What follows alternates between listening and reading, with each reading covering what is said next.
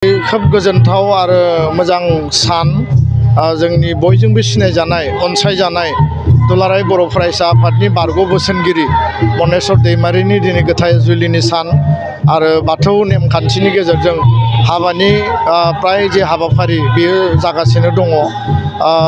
गिबियावनो आङो बे जे गोथार जुलिनि समाव मनेस्वर दैमारि बिथांखौ आङो बरायदों आरो गोदान जाय खैना आं बिथांखौबो बरायबाय आरो इसोरनियाव आर'ज गाबदों बिथांमोननि जि जिउ जे संसार आरो बे गोथार जुलिनि गेजेरजों उननि समाव हाबा मावनो लानाय गासैबो जाहाथे मोजाङैनो जाफुंसार जागोन। इसोरा बिथांमोननो गोजोन सान्थि हरगोन आरो बिथांमोननि जिउआव जौगानाय हाबाफारिफ्रा जागोन। गोलाव सम बर' माहारिनि थाखाय हाबा मावबाय। सोमावसारनायनि समाव बिथाङा प्राय 25ता बोसोर दुलाराय बर' फरायसा आफादाव हाबा मावबाय। गोबां माखासे खैदां खैफोद गुदुं गुसु थासारि फैदों। बिथाङा आन्दलननि समावनो जा सोमावसारनायनि गुबुन गुबुन आथालाव दिल्लीयाव बा जोंनि मेल मिटिंफोराव आरो सावरायनायफ्रावबो गोबां हाबाफारियाव बिथाङा बाहागो लादों आरो गोबां सेक्रिफाइस बिथाङा जिउआव खालामदों आरो बे मिजिङा बिथांनियावबो जोंनियावबो दङमोन जे बिथांनि मोनसे मोजां सम नायनानै मोनसे मोजां थासारियाव गासैबो सुबुङा जिहेथु जुलि जायो दा बिथांनि जुलियाबो मोजाङैनो जालांनांगौ बे मिजिङा बयहाबो दङमोन बिथाङाबो दङमोन आरो दिनै बे जाफुंसार जाबाय। जों बयबो गोजोननाय मोनदों आरो उननि समाव बिथांनि जि जिउ बिथांनि थांना थानाय गासैबो जोङो बयबो लोगो लालायनानै ज'यैनो हाबा मावलांनो हागोन आरो बिथाङा बांसिनै बर' माहारिनि आरो समाजनि थाखाय हाबा मावनो हाथों आं बेखायनो मिजिंथिबाय। गोजोन्थों। खोनानो मोनदों दिनै आसामनि गिबि मन्थ्रि हिमन्त बिश्व शर्माया बेवहाय बाहागो लागोन खोनादों।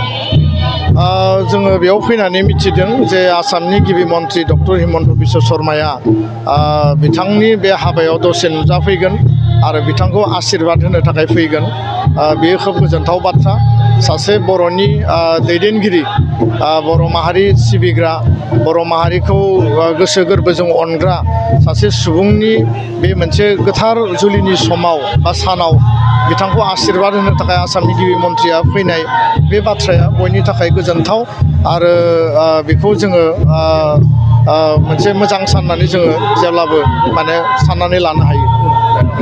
गोजोनथाव खौरां। गोसो गुदुं फरायसा एबा सुबुंफोरनि थाखाय टारगेट कचिं इनस्टिट्यूटआ बेसेन गोसा सुबिदा लानानै फैदों। जायफोर बिथांमोना banking, railway, SSC, insurance, defence, Assam police बायदि आनजादनि थाखाय साखाफारा जानो मोजां खाबु मोनाखै बैसोरबायदि फरायसा एबा सुबुंफोरनि थाखाय मोनसे मोजां खाबु सफैदों।